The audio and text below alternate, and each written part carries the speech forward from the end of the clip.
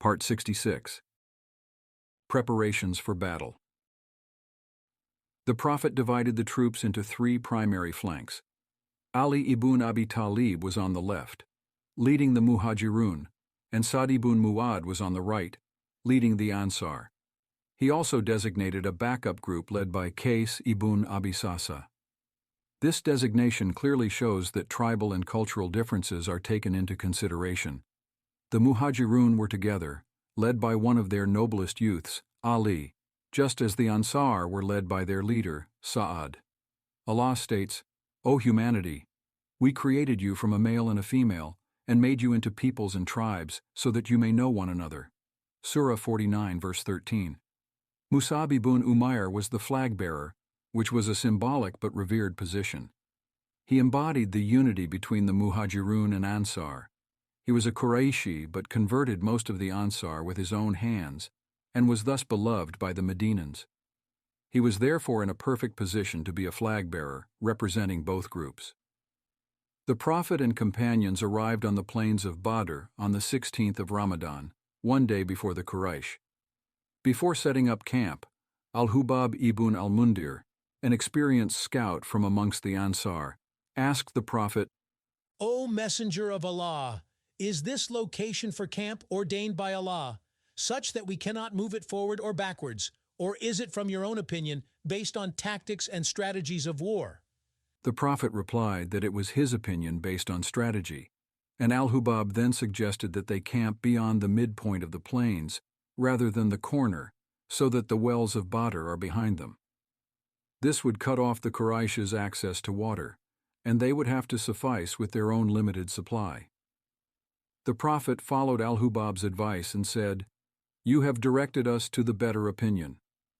Incidents like this demonstrate a distinction between the Prophet acting in his capacity as a prophet and his capacity as a man. Al-Hubab's advice was vindicated because when the Quraysh ran out of water, they began to suffer. Al-Aswad, ibn Abd al-Asad al-Makhzumi, volunteered to sneak into Muslim territory to collect some water, and Al-Abbas spotted him, sliced his leg open, and killed him. He therefore became the first person to be killed in the Battle of Badr, before formal battle even began.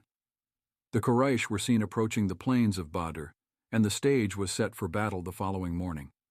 The Prophet spent the whole night awake making profuse dua and prolonging his prostration. He said, "O Allah, if you destroy this group of Muslims, you will not be worshipped on this earth." In other words, failure here will mark the end of Islam on earth. The stakes were never higher, and the Prophet relied on his dua. Ibn Mas'ud said, "I have never seen anyone pleading more than when I saw the Prophet plead to Allah on the night of Badr." The Prophet lifted his arms into the sky as he made dua, an action reserved for the most desperate of prayers and requests. Ali ibn Abi Talib said, "If you saw us on the night of Badr, you would have seen every single one of us asleep, except for the Prophet who was praying behind a tree until the morning." The very fact that all the companions fell asleep was a miracle from Allah, as the night before any battle is notoriously tense and nerve-wracking.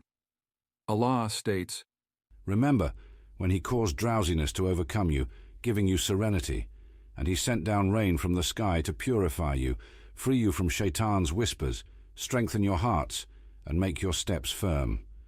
Surah 8, verse 43. Ibn Kathir reports that the Prophet eventually slept for a few moments. In this brief respite, Allah showed him a dream of the Quraysh being few in number. The Quran states, "Remember, O Prophet, when Allah showed them in your dream as few in number. Had he shown them to you as many, you believers would have faltered and disputed in that matter. But Allah spared you. Surely he knows best what is in the hearts." Surah 8, verse 43.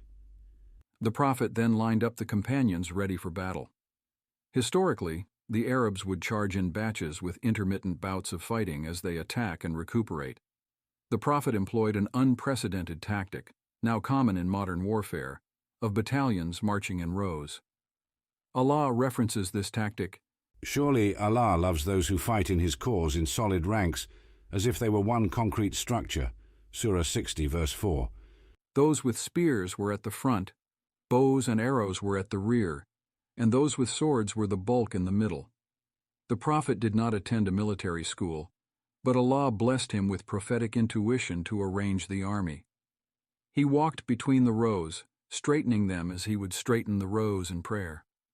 The prophet would personally straighten the rows in prayer, moving the companions' feet. The prophet poked Sawad ibn Ghaziyah in the stomach, instructing him to step back in line. Sawad said, "O Messenger of Allah, you have poked me and caused me pain. Allah sent you with truth and justice, and I demand justice." The prophet immediately dropped his stick, raised his shirt, and said, "Here is your qisas, equal retaliation." Sawad then hugged and kissed the prophet's stomach, to which the prophet said, "What is this, O Sawad?" Sawad responded, "O Messenger of Allah, if I die, I wish that my last moment was my skin touching yours." The benefits from this beautiful event are innumerable.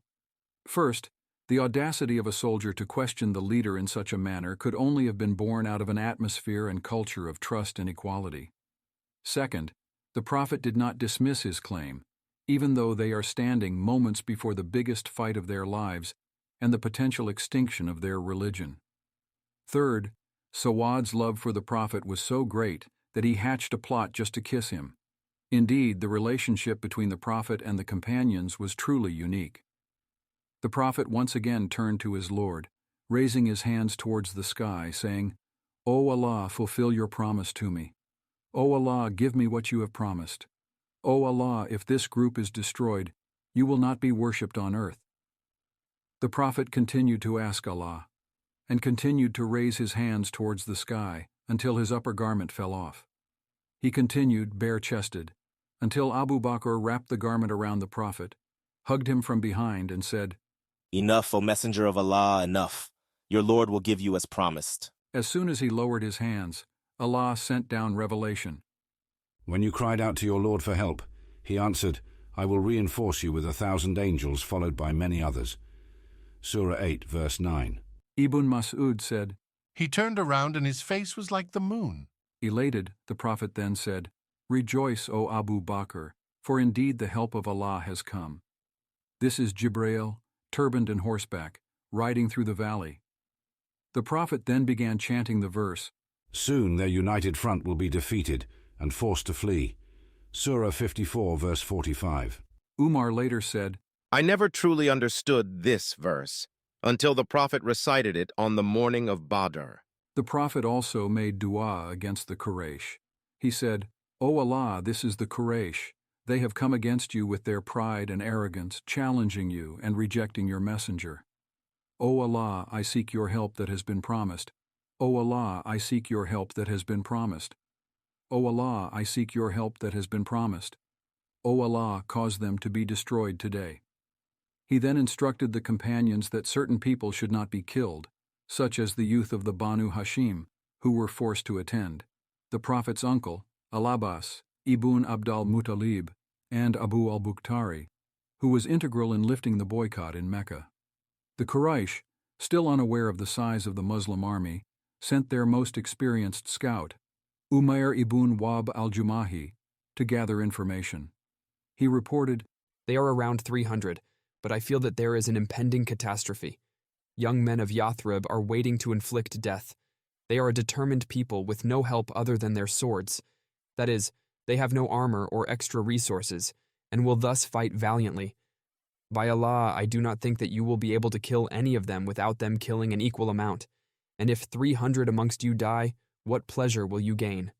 Abu Jahl responded with his typical arrogance, "We did not ask for your advice." Hakim ibn Hizam.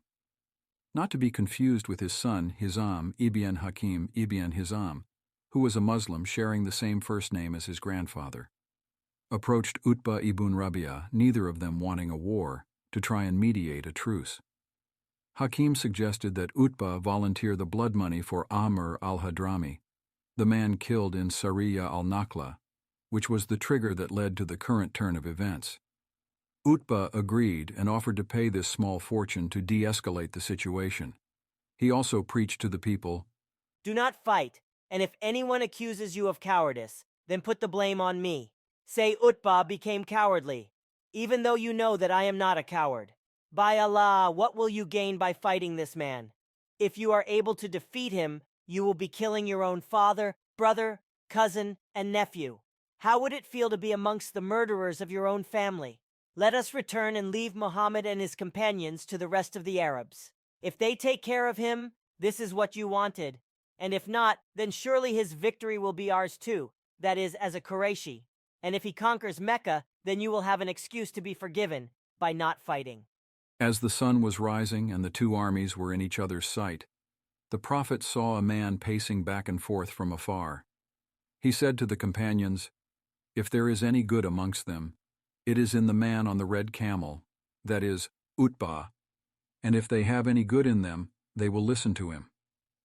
The Prophet did not know what Utbah was saying, but Allah inspired him to know that what he was saying was goodness. However, when Abu Jahl heard about this, he rushed to the blood brother of Al-Hadrami and goaded him. Are you not ashamed of accepting some blood money for your brother while you are able to exact revenge from the killer? His brother then gave a passionate speech and convinced the troops to remain. Abu Jahl then accused Utbah. "O Utbah, you have become a coward after seeing the ranks of the Muslims." Utbah, who a moment ago was willing to be labeled a coward to keep the peace, could not tolerate such an accusation directly from Abu Jahl. He lost control, insulted Abu Jahl, and said, "We will see who the coward is." He then called his brother and son and marched straight towards the Muslim army, volunteering the three of them for the initiation duel. The initiation duel, Mubaraza, was a custom in Arabia to commence a war. 3 individuals of status from each army would meet at center stage and fight one-on-one. The idea was to rile up the armies to seek vengeance on behalf of those killed, or build on the momentum of the victors. Utbah and Shaybah ibn Rabi'ah, alongside Al-Walid ibn Utbah, were the 3 nominees for the Quraysh. They marched forward, yelling, "Who will come forth and battle us?" 3 of the Ansar immediately rose: Auf ibn Afra, Muawid ibn Afra, and Abdullah ibn Rawaha. Utbah then said, "We have no issue with you." The Quraysh, thinking through a tribal lens, did not even comprehend the ties of Iman. They did not have any desire to fight the Ansar. They were there solely to fight the Muhajirun. He then called out, "O Muhammad, send out equals worthy of us to fight." The Prophet said, "Stand up, O Ubaidah ibn al-Harith, and you, O Hamza, and you, O Ali." Utbah asked them to identify themselves, as they were speaking from afar, and when they did, he said, "Noble adversaries, come, let us fight." Ubaidah walked towards Utbah, as they were of a similar age. Hamza walked towards Shaybah for the same reason, and Ali walked towards Al-Walid. Both Hamza and Ali instantaneously pounced on their adversaries and killed them without suffering a single injury. Ubaidah's leg was cut off by Utbah, but Hamza and Ali came to his support and killed Utbah. Ubaidah was carried away to safety but died a few days later from his injuries.